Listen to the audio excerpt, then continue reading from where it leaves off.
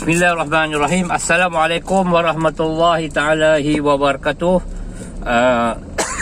Selamat petang-petang. Allahumma salli ala Sayyidina Muhammad wa ala Sayyidina Muhammad. Hari ini kita buat sedikit perkongsian mengenai kehidupan kita, mengenai pekerjaan kita, kesihatan kita dan sebagainya. Apa yang saya ingin beritahu dan berkongsikan dan mengajak kita semua, hendaklah kita mengembalikan ke semua masalah kehidupan kita, kesihatan kita, perniagaan kita, malahan apa saja yang kita hadapi, hendaklah kita balikkan kepada Allah Subhanahu Wa Taala. Sebab itu dalam kaedah perubatan saya menggunakan dua kaedah, yang kita panggil perubatan ilahiyah dan perubatan alamiah. Rasulullah juga berkata bahawa gunakanlah dua kesembuhan, iaitu Al-Quran dan madu. Al-Quran itu merujuk pada perubatan ilahiyah, madu itu merujuk pada perubatan alamiah, iaitu bumi. Kalau kita sakit pun, hendaklah kita balikkan sakit itu kepada Allah Subhanahu Wa Taala.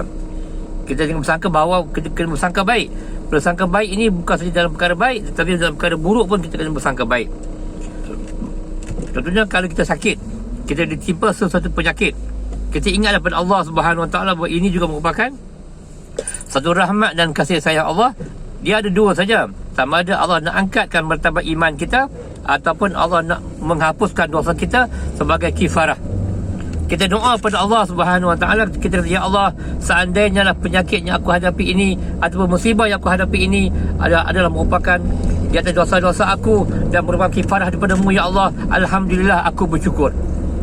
Bagi perawat pula, hendaklah sebelum kita membeli sesuatu ubat, hendaklah kita mengembalikan kekuatan fitrah pesakit itu. Kita balikkan dia kepada Allah Subhanahu Wa Taala, kerana yang memberi sakit itu Allah, dan yang akan menyembuh juga adalah Allah Subhanahu Wa Taala, bukan herba-herba yang kita bagi. Perawat, bangkitkan dulu semangat iman, bangkitkan dulu kekuatan iman pesakit-pesakit, orang yang datang merawat dengan kita. Balikkan fikiran dan fitrah dan iman orang yang sakit itu, bersangka baik kepada Allah Subhanahu Wa Taala. Dan seandainya pesakit tidak mengerjakan solat, suruh dia solat dulu dan ajar dia agar dia banyak melakukan sedekah, istighfar, taubat, minta ampun, minta maaf kepada kedua ibu dan bapa. Nombor 5, nombor 6, baru makan herba-herba, ubat-ubat ataupun berjumpa dengan doktor dan sebagainya. Tapi yang paling utama sekali, pesakit dan perawat, kembalikan diri kita dulu pada Allah Subhanahu Wa Taala. Sebab itu banyak orang tak dapat selesaikan masalahnya kerana dia tidak melihat, dia tidak pergi kepada punca, dia musabab asbab, dia tidak balik kepada zat yang memberi perkara itu berlaku, zat yang memberi kita sakit, zat yang menyebabkan musibah itu berlaku, itu Allah Rabbul Jalil. Bila kita tidak kembalikan ke semua perkara yang berlaku dalam kehidupan kita kepada Allah Subhanahu Wa Taala, bahawa masalah tidak akan dapat diselesaikan. Kalau kita merawat pun habis berpuluh ribu, beratus ribu, kerana tak sembuh, kerana kita tidak balik pada Allah Subhanahu Wa Taala. Jadi saya nak ajakkan kita semua dalam ke semua masalah kesihatan ke, masalah rumah tangga ke, masalah perniagaan ke, masalah rezeki ke, apa ke, balikkan kepada Allah Subhanahu Wa Taala. Sesungguhnya Allah Subhanahu Wa Taala tidak membebankan hamba-Nya mengikut dia tahu syarat mana yang kita sanggup tanggung itu. Dan buat kesihatan, ya, kita banyakkan sedekah.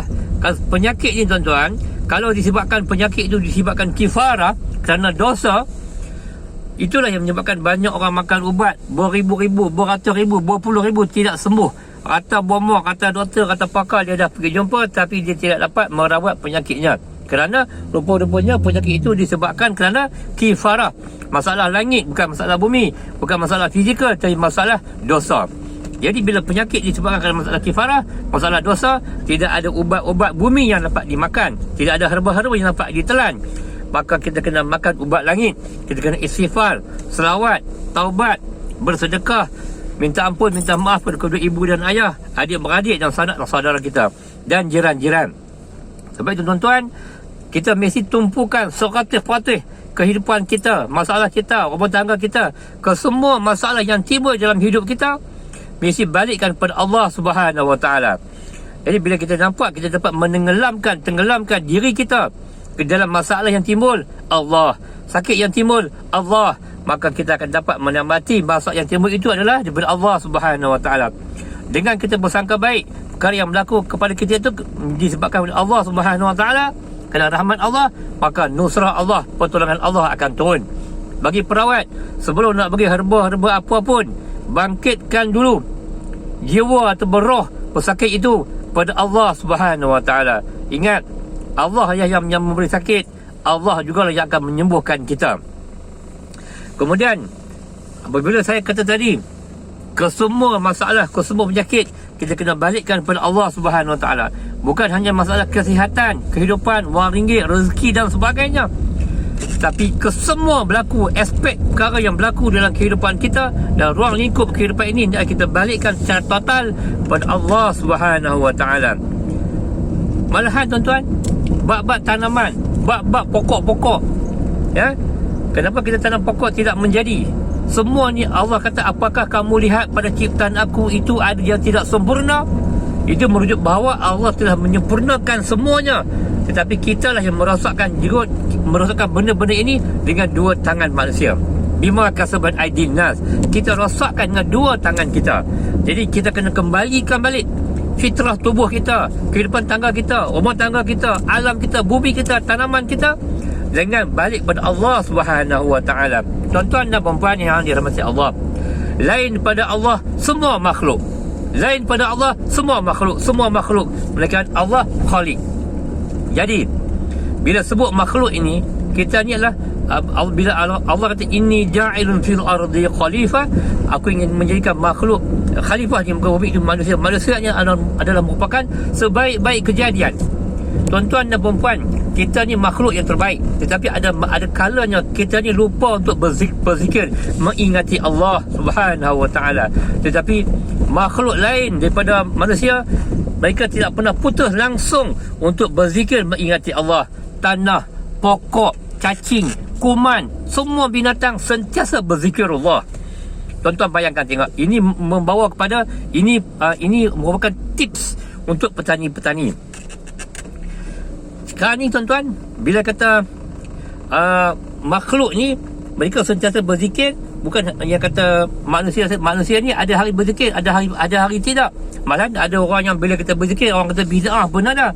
Tetapi makhluk-makhluk tanah, kucing, kuman, mikrob, virus, semua adalah merupakan hamba Allah yang mana mereka sentiasa berzikir. Untuk petani-petani, bila kita menanam pokok, kita menggunakan baja kimia, kita meracun pokok, meracun rumput. Jadi bila kita meracun pokok-pokok menggunakan racun kimia, kuman-kuman yang baik, mikrob yang baik, cacing-cacing yang baik yang ada dalam tanah turut mati. Sedangkan mereka adalah makhluk yang sentiasa berzikir. Bila kita mati, membunuh mereka yang sedang berzikir, itulah menyebabkan yang Allah kata tidak berlakunya kiamat apabila ada lagi hambanya, makhluknya yang masih berzikir Allah, Allah, Allah. Jadi inilah menyebabkan bumi ini tidak stabil, kerana ada sudah mati makhluk-makhluk Allah yang sudah mati. Ketika ia sedang berzikir, kita membunuhnya dengan racun-racun. Jadi bila makhluk Allah ni yang sedang berzikir ini mati, maka bumi ini sudah tidak seimbang lagi, maka tepatlah akan berlakunya kiamat. Jadi dengan itu Allah Subhanahu Wa Taala memilih hamba-hambanya. Allah nak mewakafkan, Allah memberi amanahkan kepada manusia, hamba-hamba Allah yang terpilih. Maka di dalam rahsia-rahsia ini, Allah Subhanahu Wa Taala memilih salah seorang hambanya, telah memberi ilham kepada tuan punya bagi syarikat HPA Industri Senyam Berhad, Tuan Haji Ismail, Tuan Haji, untuk membuka rahsia alam ini. Kuncinya ada pada kita. Maka kita menggunakan benda-benda yang berbentuk alami, tuan-tuan. Berbentuk alami yang mana dia tidak membunuh pokok, dia tidak membunuh kuman-kuman, mikrob itu, malahan dia menambahkannya lagi. Ceritanya lebih panjang, dia bersangkutan dengan gelombang dan sebagainya. Dan rahsia ini amat besar. Baik itu tuan-tuan, bila kita nak mengetahui satu perkara, dia kita fasa'alu zikri, bertanya kepada ahlinya.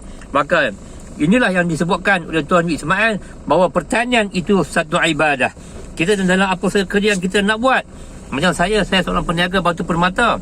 Saya bercakap bab batu, dan saya sebagai Presiden Kelab Batu Permata Fosil dan Mineral Malaysia, Walaupun kita meniaga batu permata, tapi kita menjadikan platform pentas kita sebagai seorang peniaga batu, kita jadikan pentas itu sebagai medan dakwah, media dakwah. Kalau bagi pesakit, perawat, kita jadikan pentas, platform perawat itu sebagai medium dakwah. Bukan senang kalau kita nak berceramah, nak bertegur orang-orang kaya-kaya, kalau bukan kita berada di atas pentas sebagai seorang perawat. Jadi tuan-tuan, perawat-perawat, gunakanlah media dakwah kita ini, pentas dakwah, pentas perawat ini, pentas sebagai ahli petani ini sebagai platform medan kita untuk berdakwah pada Allah Subhanahu Wa Taala. Dan saya ingatkan diri saya, adik-adik saya dan kita semua, jangan ada hari yang berlalu tanpa kita bersedekah walaupun sedikit. Sesuatu yang sedikit lebih Allah suka, tetapi istiqamah, dan istiqamah itu adalah merupakan karamah insaniah. Jadi sebab tu bila kita mati nanti, kita akan minta pada Allah Subhanahu Wa Taala untuk Allah hidupkan kita walaupun sehari untuk bersedekah. Kita bukan minta ke Allah nak bangkit sehari kadang untuk solat, untuk berpuasa, tapi kita minta bangkit untuk kita mohon pada Allah walaupun hidupkan kita sehari hanya untuk bersedekah. Kenapa? Kerana ibadat, solat, puasa dan sebagainya itu akan Allah beri kepada kita pada padang mahsyar. Sedangkan pada sedekah itu Allah bagi pada kita berada dalam lubang kubur. Jadi tuan-tuan dan puan-puan, jangan ada hari yang berlalu tanpa kita bersedekah setiap hari. Ini, dan mari sama-sama kita jadikan azam bahawa aku akan bersedekah setiap hari dengan niat kalau kita sakit. Sedekah ini adalah merupakan pelaris penyakit. Sedekah ini merupakan pengangkat penyakit. Sedekah ini merupakan penghalang atau hijab dia perkara sihir yang tidak baik yang nak kenakan atas kita. Jadi tuan-tuan, lakukan 3 benda ini. Minta ampun, minta maaf kepada ibu dan bapa, dan amalkan sedekah. Sekian, Assalamualaikum warahmatullahi wabarakatuh. Dan surat itu seandainya tuan-tuan merasa bahawa rakaman ini ada manfaatnya, tolong share dan kongsi sebanyak-banyaknya pada saudara-saudara kita dan dalam media sosial yang lain. Mudah-mudahan ilmu yang bermanfaat ini akan menjadi manfaat untuk kita di pada masyarakat nanti. Sekian, Assalamualaikum warahmatullahi wabarakatuh.